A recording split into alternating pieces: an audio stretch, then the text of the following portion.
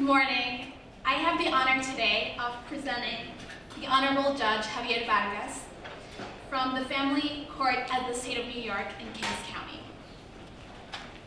Judge Javier Vargas has served with the New York State Unified Court System since 1993 in various capacities, including Senior Court Attorney in the New York State Court of Appeals and Nassau County Family Court, Principal Law Clerk in Supreme Court and Appellate Division, and Housing Court Judge in Bronx County. Judge Vargas received his undergraduate degree from SUNY in Buffalo, law degree from SUNY Buffalo School of Law, and Master of Law degree from New York University. Thank you so much, and please welcome Judge Javier Vargas.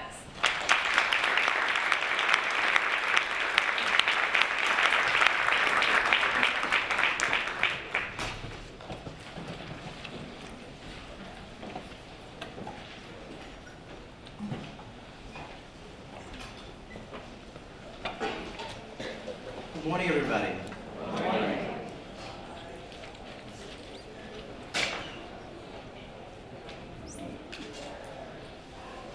So, initially, I would like to thank the Black National Pre-Law Conference for inviting me, and especially Ms. Evangeline Mitchell, as well as Ms. Cheryl Murray Powell, who were very helpful and instrumental in getting me here. I'd like to congratulate all of you also for thinking about going to law school now that you are in college. Especially like the professor stated, during these difficult times where we have to, as attorneys, as future attorneys you will be, you have to appreciate the fact that the process was followed.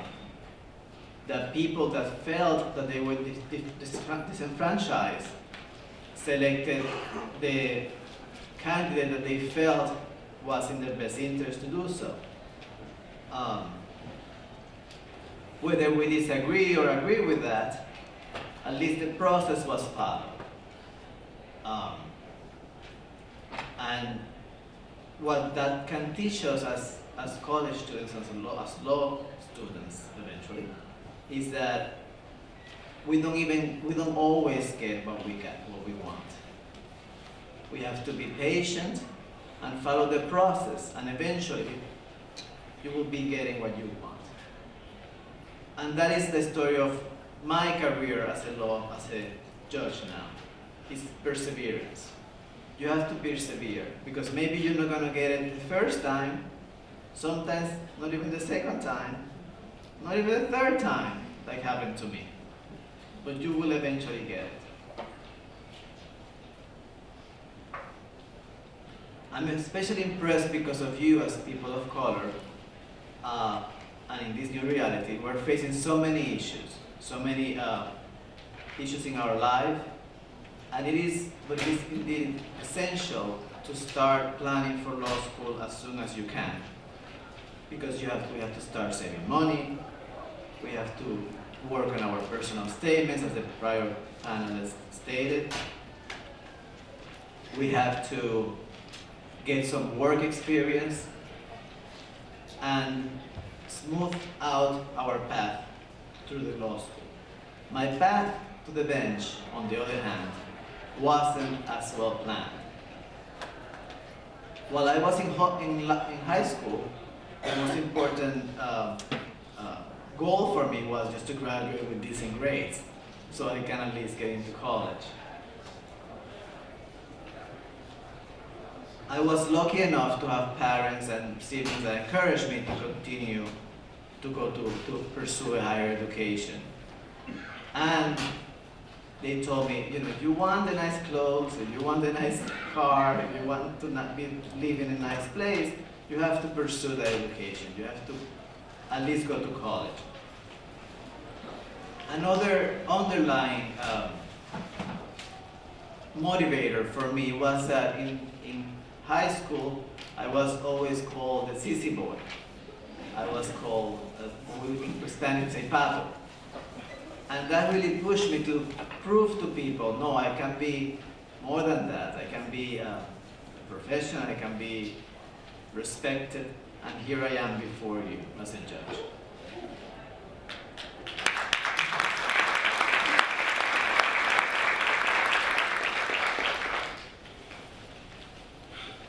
However, I didn't get the benefit like you are getting today of getting this program and learning what to do.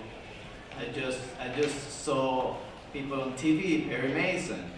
I saw the people on TV that I love how they so floridly or so articulate and defended people. I kind of like that. So I was like, also, what do you have to do that? You have to become a lawyer, so you have to go to law school. And that interest was sprouted while I was in business school, and that's what I took for my undergrad in law faculty. And I took a class called business law, and I really liked reading the cases and reading the personal history of the persons that were involved in those cases. It was kind of like a soap opera sometimes. So I really liked to see how their problems were resolved, and that really motivated me also to go to law school. Then I started to think about the dreadful LSAT. Wow, how am I gonna get that?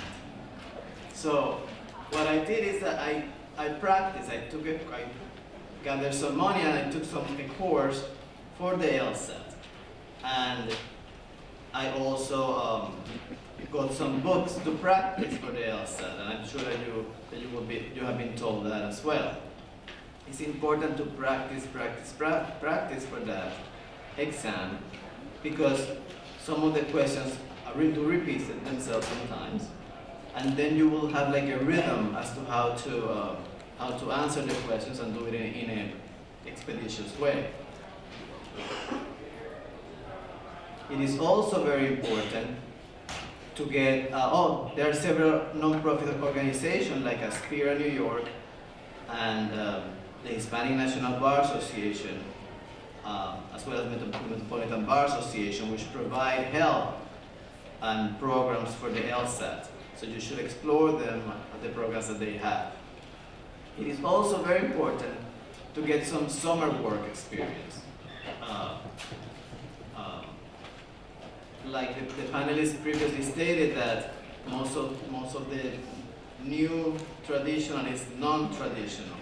So I guess that some of you, will have like some experience already in the workforce. But if you are in college, only doing college, just like get a summer job. Summer job, it doesn't have to be in a law firm, it can be in a non-profit organization.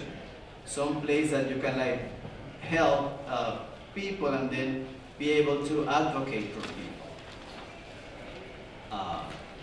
I did what I did on like the district attorney's office also, or attorney general's offices, and other legal services that they provide you with experience as to what the law is. And like the other person said also, like if you want to like being a lawyer. So after I passed the LSAT, even though I practiced a lot, I didn't get it such a hard score. So I didn't get accepted to my first choice, and that's the thing that you have to do too. So you don't get accepted to your choice, just take your second choice, and that's what I did.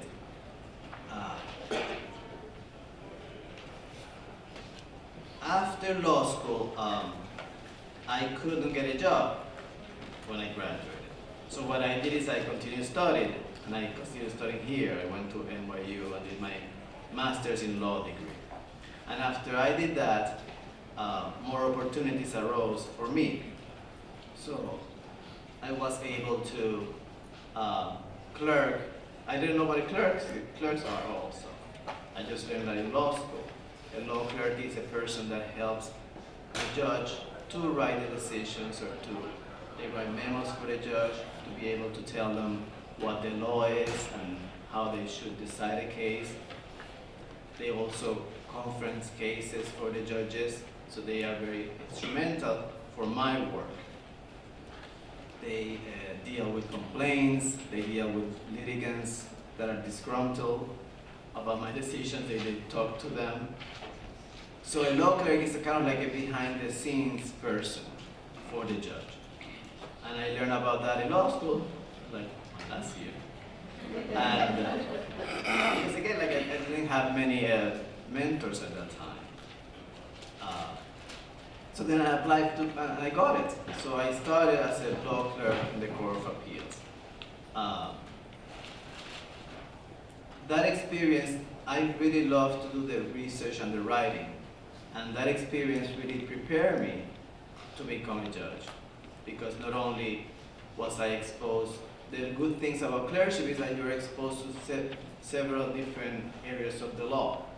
So you can be exposed to divorce law and landlord-tenant and criminal law and negligence and corporate. So all those areas I was able to write about to the different judges. Then I went, after that Court of Appeals, then I went to another clerkship, and I went to the Supreme Court, where I also was involved in divorce cases and vehicle and traffic law cases, car accidents, and personal injuries arising from those cases. So you see, so all those things prepare me because I could easily, I could prepare, I could learn the law. I could learn different types of law. So that's why law school is not, you don't get like, I personally, I feel that you shouldn't specialize in a particular area of law in law school. Some law schools don't, but some law schools do have some special programs. I mean, if you want something very specific like international law or something like that, maybe you should, or tax law. But otherwise, the vast majority of law schools don't encourage that for you to be having like a specialty, but rather for you to have a more encompassing law degree. Because you never know where you're going to be at the end. You can plan to be a tax lawyer, but you don't get a job as a tax lawyer, and that's the perseverance I'm telling you about. You can just get another job. So I wanted to be a family court judge for the longest time. I started applying to the family court from the moment that I got my 10th year in practice. I've been practicing now for 23 years. It's a long time. So I started that at that time, but I didn't get it. So I kept working, and then eventually there was an opportunity to become a housing court judge. And that is a judge that does landlord-tenant matters.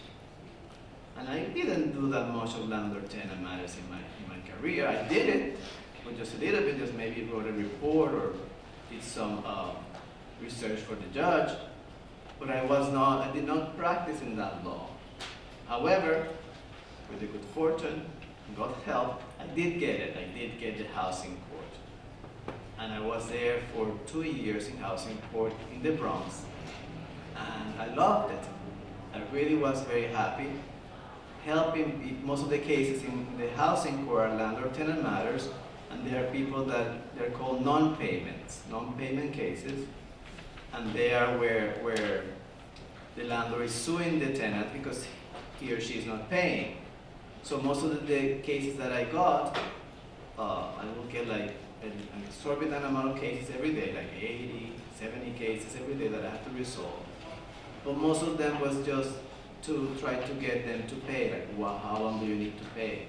How can we assist you for you to pay that money that you owe? What agencies have to be tapped to be able for you to help you pay for the rent? So they were kind of like one-issue cases. But I loved it. It was really good. I also had what is called a holdover proceedings, which are proceedings where the person either is doing that like the Airbnb, that they are like renting their apartment out without permission from the landlord, and they cannot do it unless it's like more than 3 days. So, the landlord then would seek to evict them. I also had cases where there are pets that they had like dogs or other animals in their apartment, where the lease itself says that they cannot have any pets, but they sell the pet. So then you have to, in those cases, you have to see whether the pets are like for handicapped people or they have some psychological relief. So those are interesting cases too, and most of those cases do go to trial. So after 2 years of doing that, I always wanted to be family court. So then for the third time, I applied to become a family court judge. And eventually, in December of 2015, I did get it. So you see, it took me 20 years from I graduated from law school to become a judge.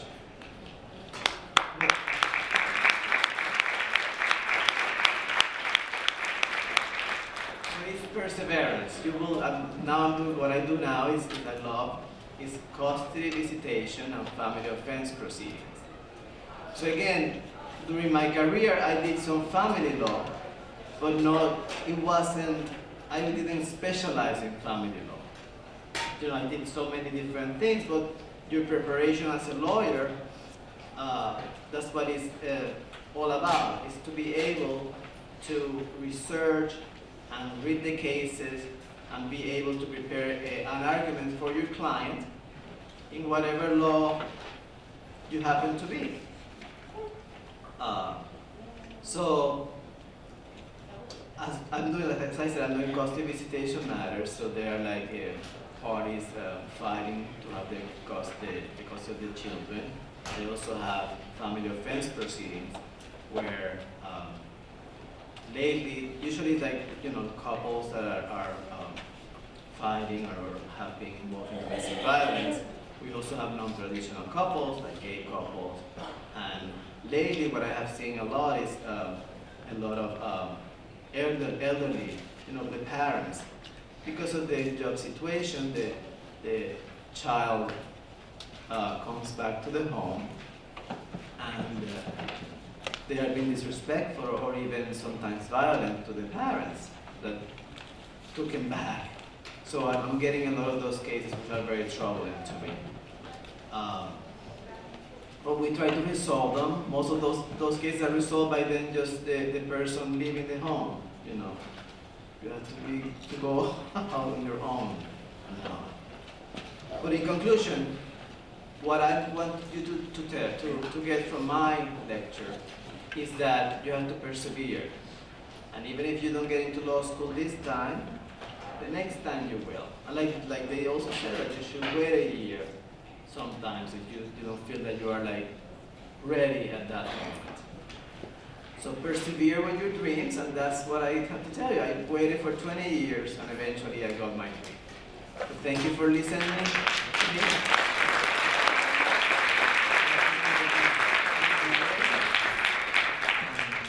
Everybody. Good luck with your quest, okay? Thank you.